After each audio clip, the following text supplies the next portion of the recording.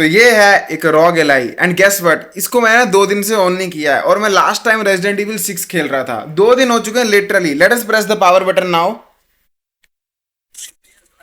और आप देख सकते हो मैं literally back in the game पहुंच चुका हूं एंड मेरी बैटरी जो है वो 54% है। एंड मैं जहां पर गेम खत्म की थी मैं एग्जैक्टली उसी पॉइंट पर पहुंच चुका हूं। I can enjoy my game. और मान लो मैंने आधा घंटा गेम खेल ली, I will just press this button once again and ये कंप्लीटली ऑफ हो चुका है। This is the power of the software known as Steam OS, जो कि बेजाइट के ऊपर कॉपी करके बनाया गया है। इन सिंपल वर्ड्स आप ऐसा समझ लो, इसमें जो स्टीम डेक का ओएस होता है ना, वो मैंने डाला है। ऑलमोस्ट वैसा ही सॉफ्टवेयर डाला है। इसे क्यों डालना चाहिए आपको रॉग एलाई में? आपको क्या बेनिफिट मिल सकते हैं विंडोज के कंपैरिजन में? क्योंकि जब आपने ये खरीदा होगा तो इसमें तो विंडोज था। आज हम इसी के बारे में बात करेंगे and I am really proud of the fact कि इंडिया में इस चीज के ऊपर कोई भी कंटेंट नहीं बना रहा है। मोस्ट ऑफ आपको फर्स्ट वीडियो मिलेगी हिंदी में, जहां पर बेजाइट के ऊपर डिस्कशन हो रही है हमारे रॉग एलाई के ऊपर। वीडियो में आगे बढ़ने से पहले मैं आप लोगों को एक चीज बताना चाहता हूँ। अगर आप इसकी डिस्प्ले देखोगे यू विल नोटिस कि इस पर एक अजीब सा रिफ्लेक्शन बज रहा है, क्योंकि मैंने इस पे ना वो वाला टेम्पर्ड ग्लास चढ़ाया जिसे मैट वाला बोलते हैं। बेस्ट इन्वेस्टमेंट, इससे better accessory for ROG Ally मैंने जिंदगी में नहीं देखी। इसको लगाने के बाद आप देखो कितनी कम रिफ्लेक्शन है, पूरी एक फ्लैट सी लुक आती है।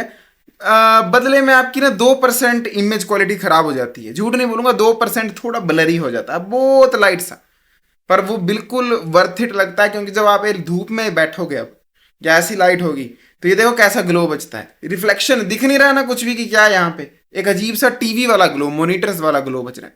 बहुत बहुत वर्थ इट चीज़ है, जरूर ये ले लेना अगर आपको मिले। Now let us move to the video. तो इसे मैंने बेजाइट को इंस्टॉल किया, मुझे 3 मंथ हो गए इंस्टॉल किए हुए।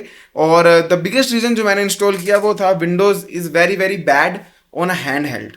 तो ये एक हैंड हेल्ड कंसोल है, this is not a PC, this is not a laptop. समझ रहे हो? इसमें आपको ये 2 कंट्रोलर मिलते हैं एंड बीच में टच स्क्रीन मिलती है। टच से विंडो चलाना दीवार पे सर मारना, या वो भी छोड़ो, दीवार उठा के सर पे मारने के बराबर वाली फीलिंग देता है। इतना मुश्किल है। और जॉयस्टिक से तो बिल्कुल ही भूल जाओ।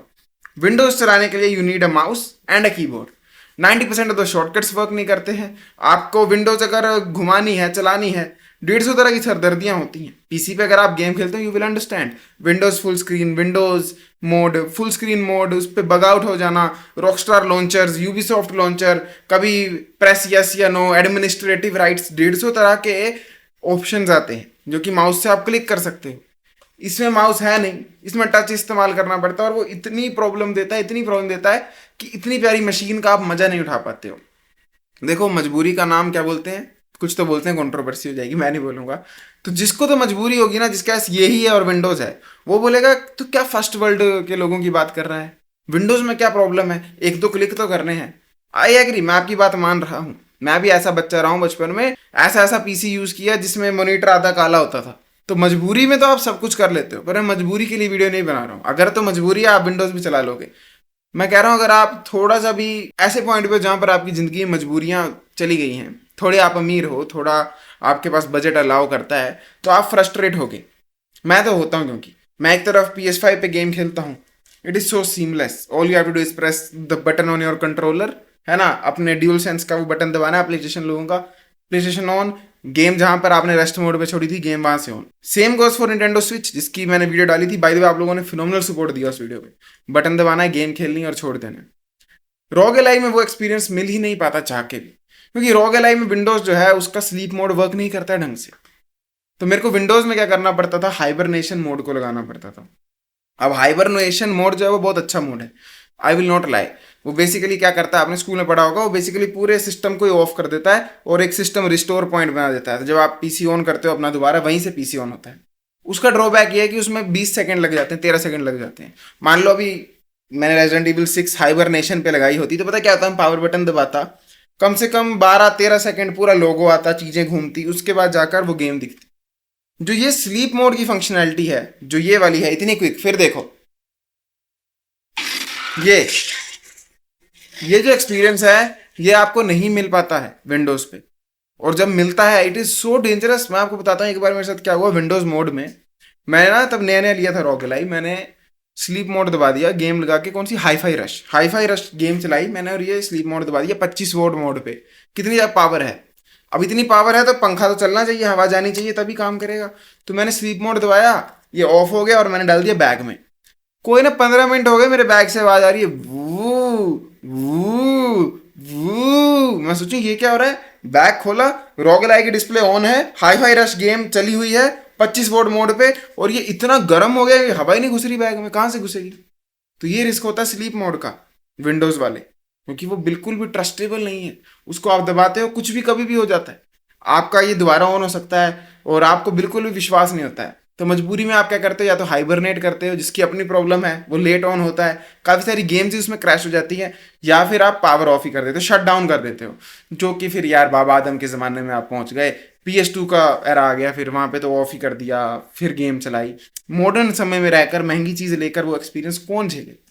तो ऐसे में करें तो करें क्या, बोलें तो बोले का, जाए तो जाए कहाँ। निंटेंडो स्विच ही खेलें क्या, उसमें वो मज़ा नहीं है ना यार जो इस पावर में है। मैं आपको सोल्यूशन बताता हूँ, उस सोल्यूशन का नाम है बेजाइट, जो कि मैंने इसमें डाला है।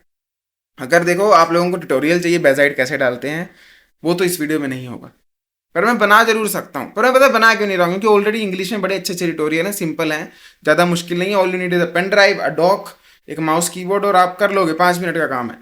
बट अगर स्टिल चाहिए ही चाहिए मेरे को, क्या मैं बना दूंगा अगर आप इनफ रिक्वेस्ट डालोगे।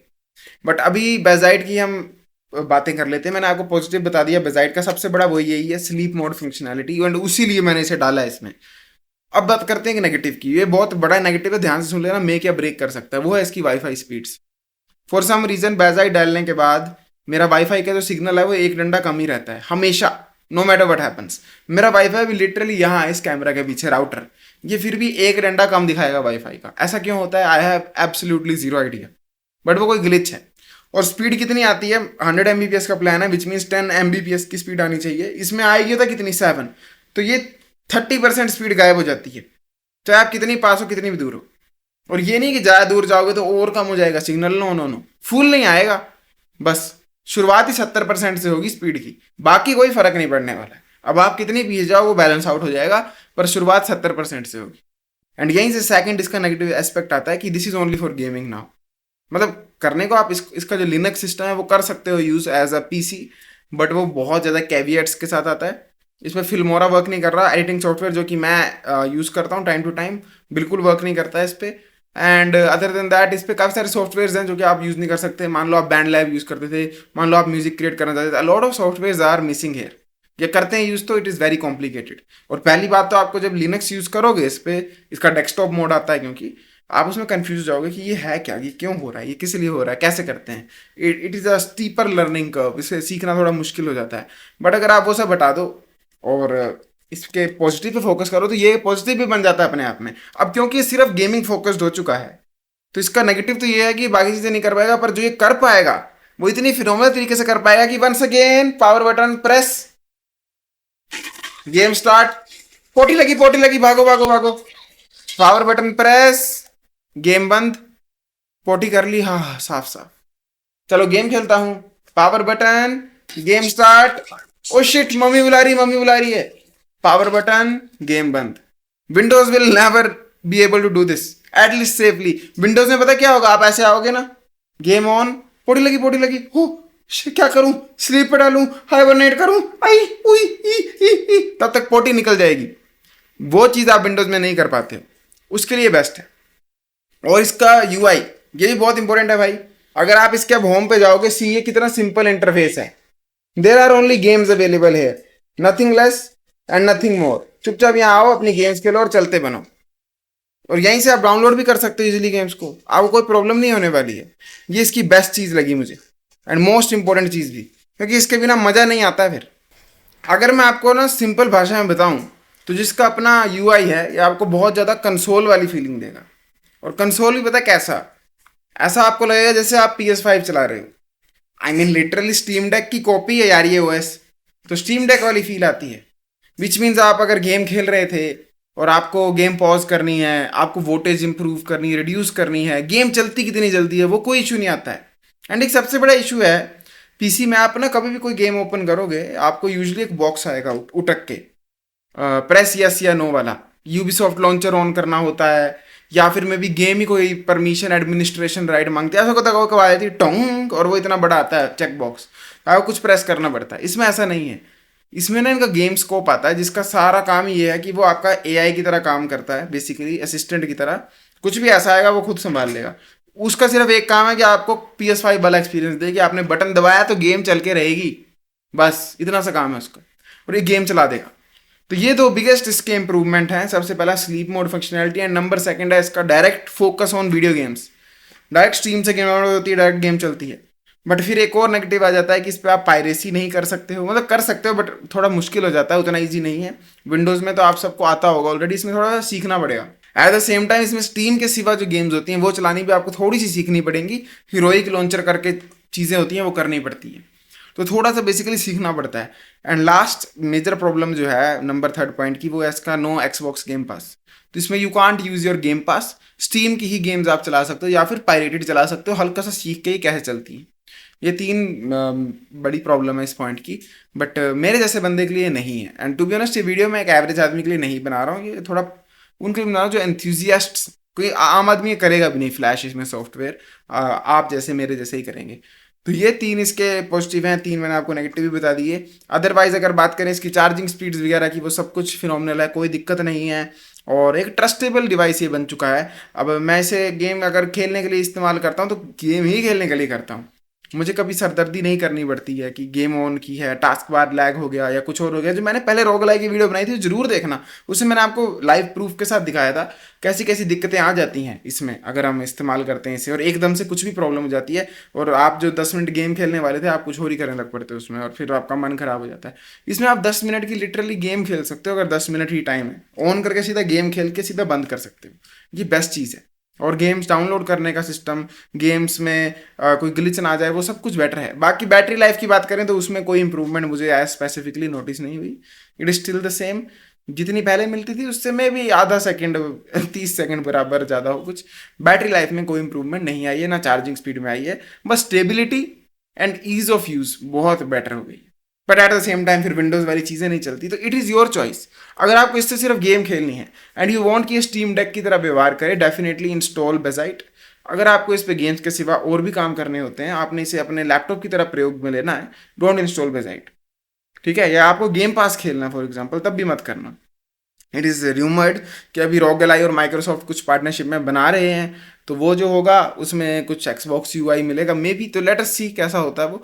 बट अभी के लिए आप डेफिनेटली बेजाइट को कंसिडर कर सकते हैं अगर आपको डायरेक्ट गेम्स खेलनी है। अगर और समराइज करूँ सिंपल मेरी बात, यस या नो में कह रहा हूँ मैं, अगर आपको सिर्फ इस पर गेम खेलनी है तो अभी आंख बंद करके बेजाइट इंस्टॉल करो, आपको याद भी नहीं आएगी विंडोज़ की, आप इतना ग्रेटफुल फील करोगे। बट अगर आपको साथ में कुछ और काम करना है तो विंडोज़ पे ही रहो, आपको बड़ी याद आएगी विंडोज़ की।